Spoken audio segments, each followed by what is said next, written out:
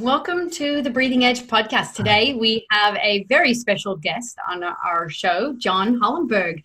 And I wanted to just give you a little introduction to who he is, just so you have some background as to how amazing this person is.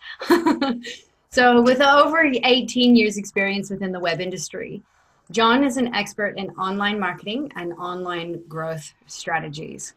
And over the last 10 years, he's worked with iconic brands such as Qantas, Jeep, locally the Currumbin Wildlife Sanctuary, plus hundreds of other businesses within Australia, as well as overseas.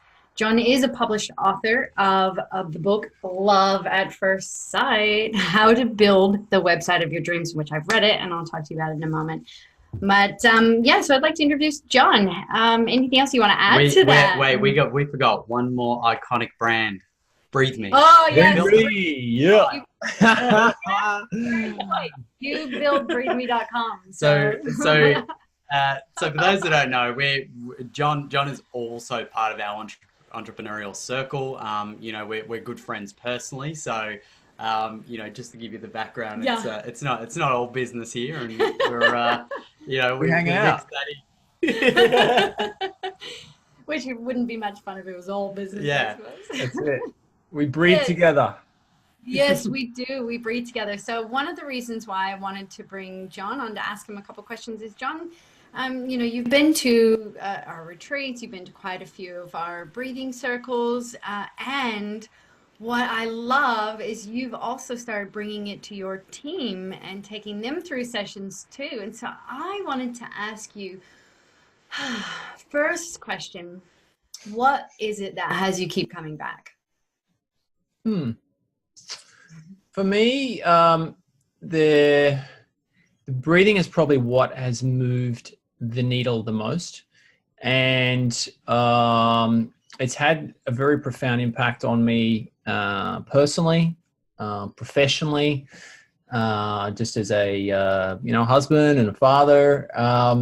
So it's probably the thing. Like I've been in the sort of website design game for almost 20 years now, and spent a lot of time behind a computer. So for me, especially the deep dive breathing sessions. So this is where we, lay on the ground on a yoga mat and really get into the rhythm of things and have an experience. That for me is the reset, and really allows me to, get out of my head for at least an hour or two. There's usually a real sort of cleansing process that comes from that. And generally I'm just a better person for it. Now, John, you also, we left out of there, but you also got Entrepreneur of the Year. That was not last year, the year before, wasn't it? It was 2017, and you also there was a few awards that you had. So in the entrepreneurial space, as well as you just mentioned the breathing there. We also like to ask, like, if you had 3 habits, and I know Angie said she's going to ask you about your team there in a minute, but I want to know about you. If there was 3 things that got you and got your energy going for the day, whether it's a ritual or it's something that you use, what would be the 3 things? Being someone who uses tech all the time and stuff like that. What are the 3 things that give you the most energy? The 3 rituals or routines or habits? Yeah.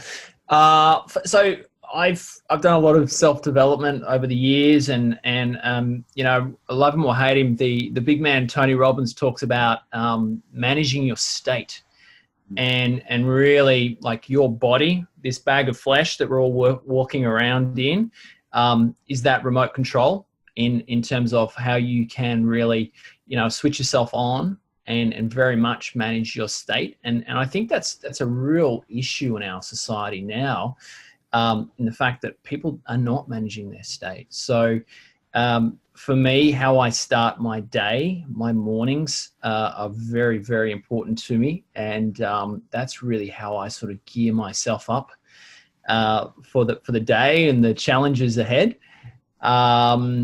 Yeah, so I'm happy to dig into a bit of my like morning routine. But I think if you were to summarize it down into one, Shane, it would be just managing my state. And there's different ways that I do that, through the breath or through movement or whatever. Yeah, cool. And I guess where I was kind of leading with that is that being a successful business owner and being just successful in general, we've noticed that everybody that we know that's successful, they have a routine or they have something that they do, particularly we've found in the morning. And I think that's a success leaves clues type of thing. It's a mandate and a thing that we rap on about all the time is, having something that gets you your energy in the day. So have a go-to thing that you can do. So I guess the important part was just that you do have these routines or you have things to manage your state or to get you going in the morning.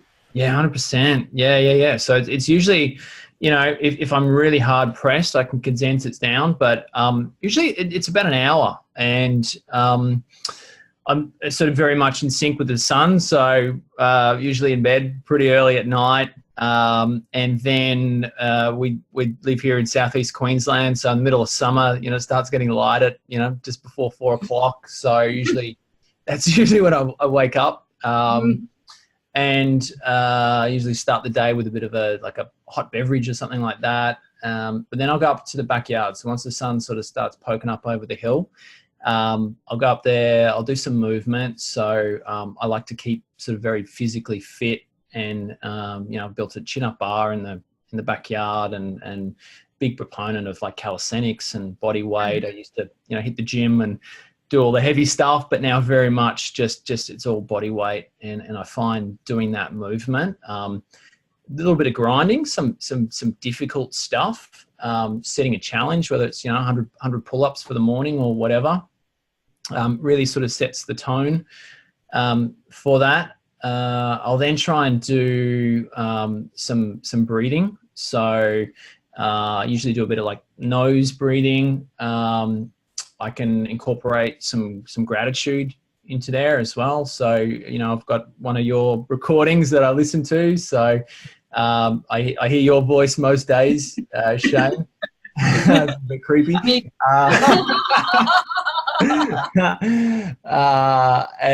And then some visualization. So really, what are the 3 things that I'm trying to get done today? And very much in the mind's eye, try and ultimately, feel the emotion, the experience that having success in one of those 3 things would actually bring. So really intensely trying to visualize that.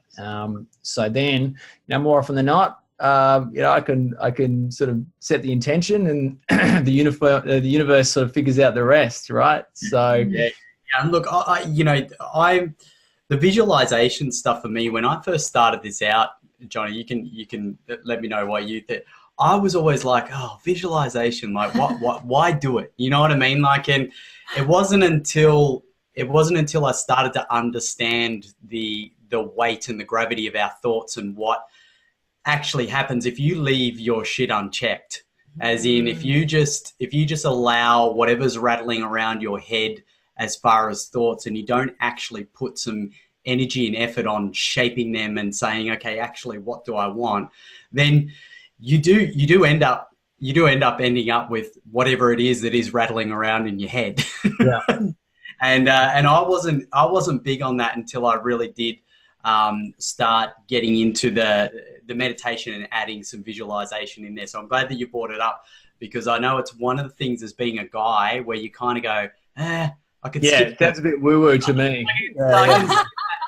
However, we do now understand it, and combining the action of the breathing with those thoughts, I've really found that it's really supercharged setting my mind and setting my focus for the day. Yeah.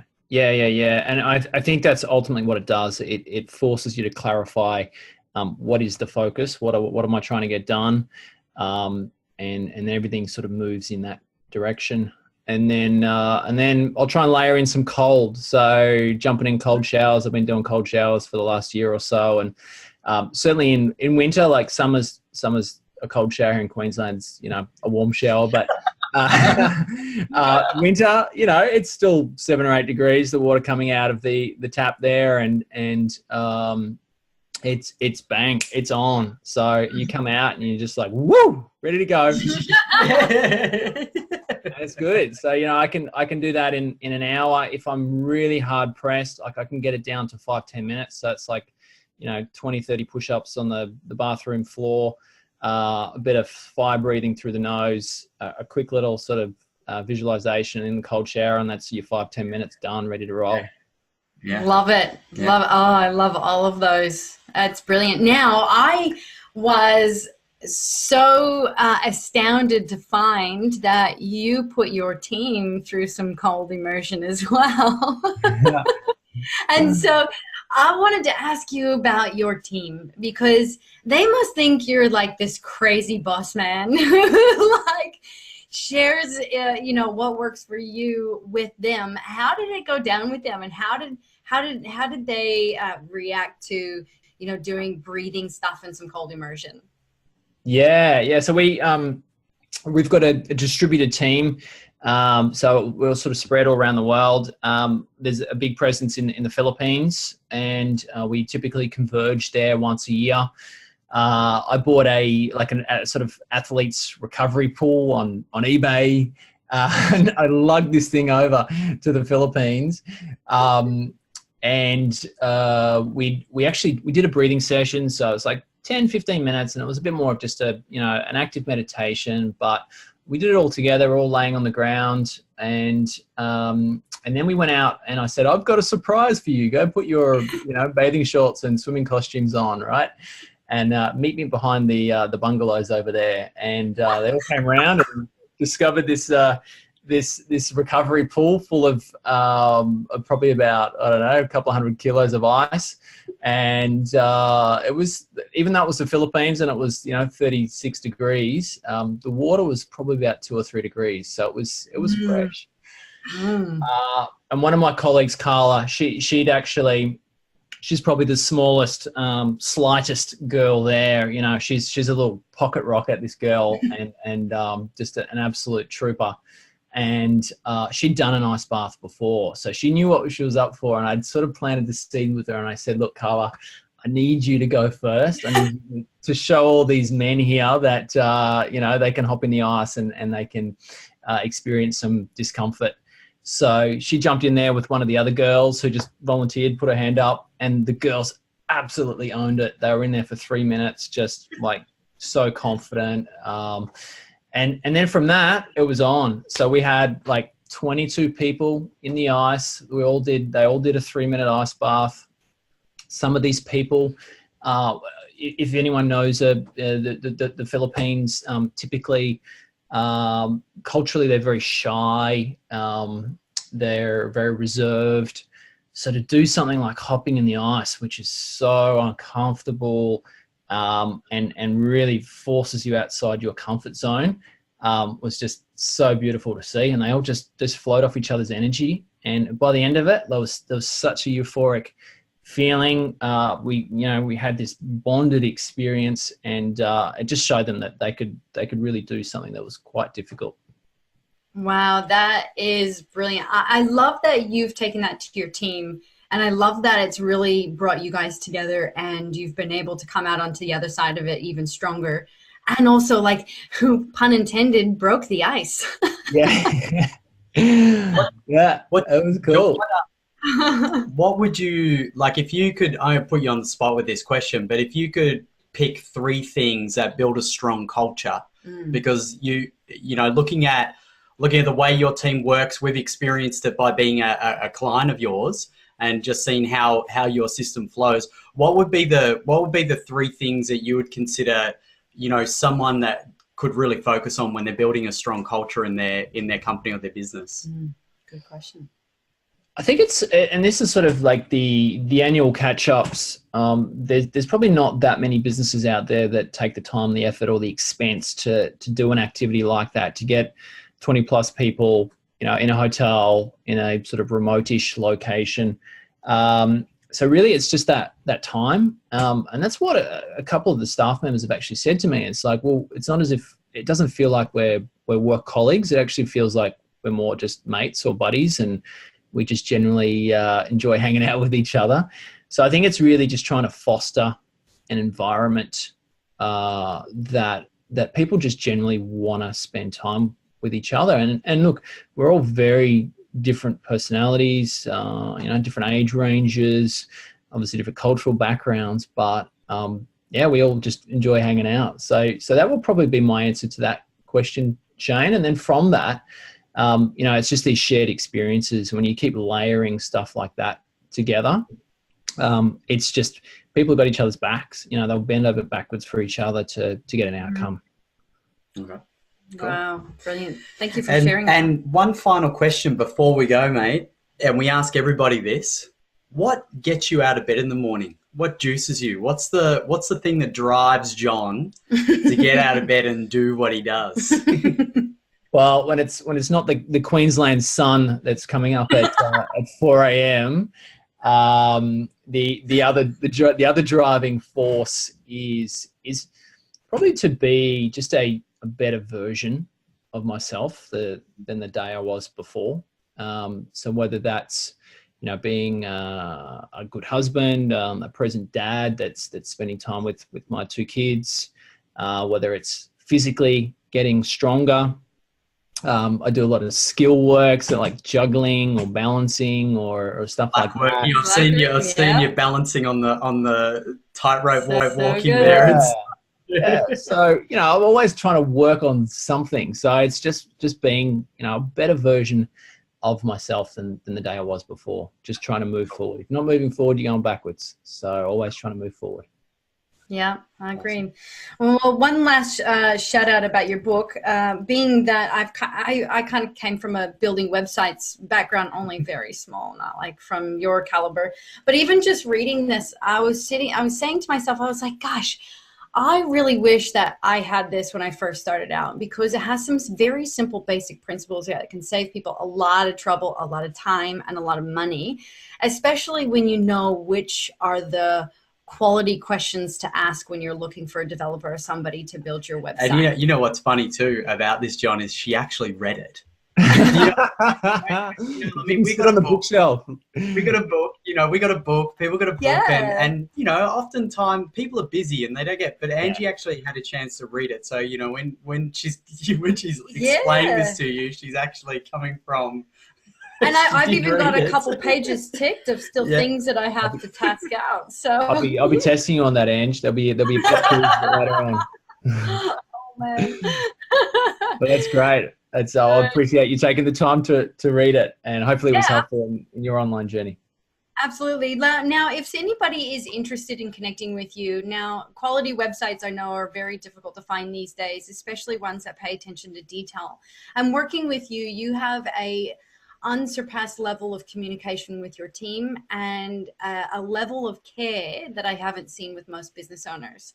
So where can people find you? If they're like, I need a quality website built, how do we find you?